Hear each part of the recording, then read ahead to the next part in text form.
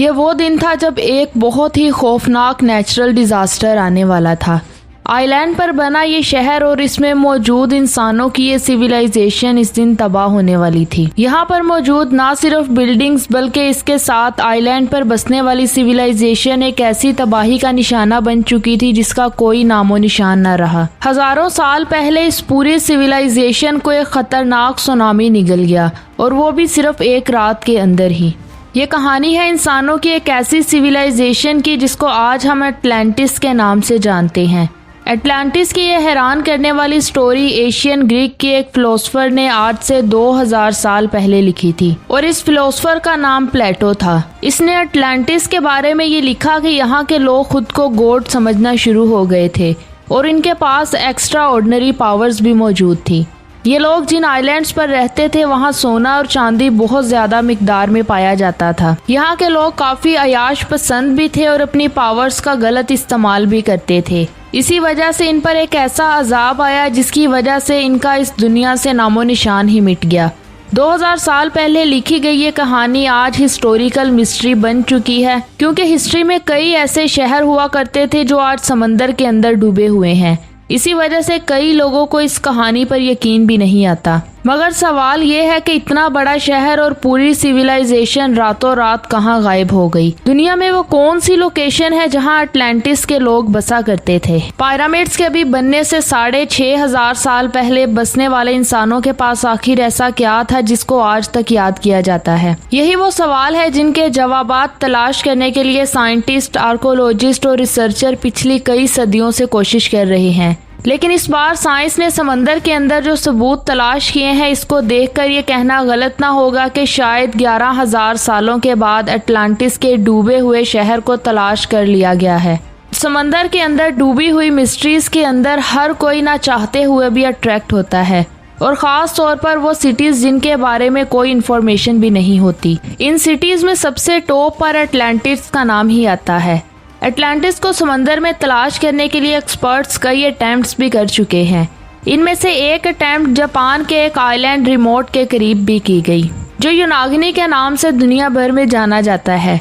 यहाँ मौजूद समंदर का पानी ना सिर्फ खौफनाक है बल्कि इस जगह में अक्सर टाइफून्स भी निकलते हैं।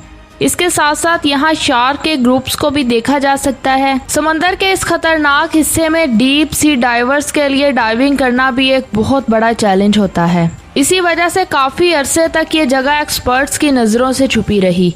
किहा चाइरो वो डाइवर था जिसने अपनी जान की परवाह किए बगैर यूनागोनी में डाइव किया था। इस डाइवर का कहना था कि जब ये समंदर में गया तो पानी बिल्कुल साफ था। किहा चाइरो ने वहाँ एक अजीबोगरीब पत्थर को देखा। इसे लगा कि शायद ये एक नॉर्मल पत्थर है, लेकिन इसका शक यकीन में तब बदला जब इसने इस पत्थर पर सीढ़ियों जैसा स्ट्रक्चर देखा। इस डाइवर को ये समझ नहीं आ रहा था कि अगर ये नेचुरल पत्थर है तो इस पर स्टेप्स क्यों बने हुए हैं। लेकिन जब आराटाकी ने इस स्ट्रक्चर को मजीद एग्जामिन करने के लिए आगे बढ़ा तो इसने जो देखा इसके लिए यकीन करना काफी मुश्किल था। इस अजीबोगरीब स्ट्रक्चर के टॉप से लेकर बॉटम तक स्टेयर्स ही बनी हुई थी। इस स्ट्रक्चर को देखने के बाद एक बात तो क्लियर थी कि ये स्ट्रक्चर इंसानों ने ही बनाया था। जब एक्सपर्ट्स को इस स्ट्रक्चर के बारे में पता चला तो इनका कहना था कि हम सिर्फ डाइविंग के जरिए इस स्ट्रक्चर के बारे में जानकारी हासिल नहीं कर सकते, लिहाजा अब वक्त था टेक्नोलॉजी इस्तेमाल करने का। एक्सपर्ट्स ने फैसला किया कि मॉडर्न सोनार टेक्नोलॉजी का इस्तेमाल करके इस सारे इलाके को स्कैन किया जाएगा। जब इस सारे एरिया को स्कैन करने के बाद 3D मॉडल को तैयार किया गया तो सारी हकीकत खुलकर सामने आ गई। हजारों साल पहले बने इस स्ट्रक्चर का मॉडल अब मुकम्मल तौर पर तैयार हो चुका था और जो कुछ देखा जा रहा था इस पर यकीन करना काफी नामुमकिन था। ये स्ट्रक्चर नहायत खूबसूरत और शानदार महल का था। इस अमेजिंग स्ट्रक्चर ने पूरी दुनिया के आर्कोलॉजिस्ट और साइंटिस्ट को हैरान कर दिया। हर कोई इस स्ट्रक्चर को देखने के लिए इस आइलैंड पर आने के लिए बेताब था। एक्सपर्ट्स ने जब इस स्ट्रक्चर को देखा तो उन्होंने कहा कि इसमें कोई शक नहीं कि यह स्ट्रक्चर इंसानों का ही बनाया हुआ है। इसमें कुछ फीचर्स ऐसे भी थे जब यह पानी से बाहर था तो ये किसी सिविलाइजेशन का पार्ट था। इस स्ट्रक्चर के अंदर जाने का एक टनल भी बनाया गया था जो शायद इसकी मेन इंटरेस्ट थी। इस इंटरेस्ट से स्टेयर तक जाने का प्रॉपर रास्ता भी बनाया गया था। आर्कोलॉजिस्ट को यहाँ कुछ ऐसा देखने को मिला जिससे ये साबित होता था कि यहाँ पर रहने वाले लोग काफी मॉडर्न सोच के मालिक थे। यहाँ एक ट्रायंगल भी बनाया गया था जहाँ लोग नहाने के बाद सन बाथ करते होंगे। यहाँ मौजूद टेरेस इतना बड़ा था कि हजारों लोग एक ही वक्त में यहाँ आकर खड़े हो सकते थे। प्रोफेसर को ये सारी चीजें देखकर लगता था कि ये जगह किसी सिविलाइजेशन का कास्टल हुआ करती थी, लेकिन इस थ्योरी को साबित करने के लिए सबूतों की बेहद ज़रूरत थी जिससे ये साबित किया जा सके कि यहाँ किसी ज़माने में इंसान रहा करते थे। इसके लिए एक बार फिर इस जगह का मुआयना किया गया और रिसर्चेस के लिए कुछ सैंपल्स भी इकट्ठे किए गए। यहाँ मिलने वाली तमाम चीज़ें नॉर्मल थी, लेकिन एक पत्थर ऐसा था जिस पर क्रॉस सिंबल्स भी बने हुए थे। इस सिंबल के साथ साथ इस पर 2 सुराख भी बनाए गए थे। जब इन पत्थरों पर रिसर्च की गई तो मालूम हुआ कि ये पत्थर 8 से 10 हजार साल पुराने हैं।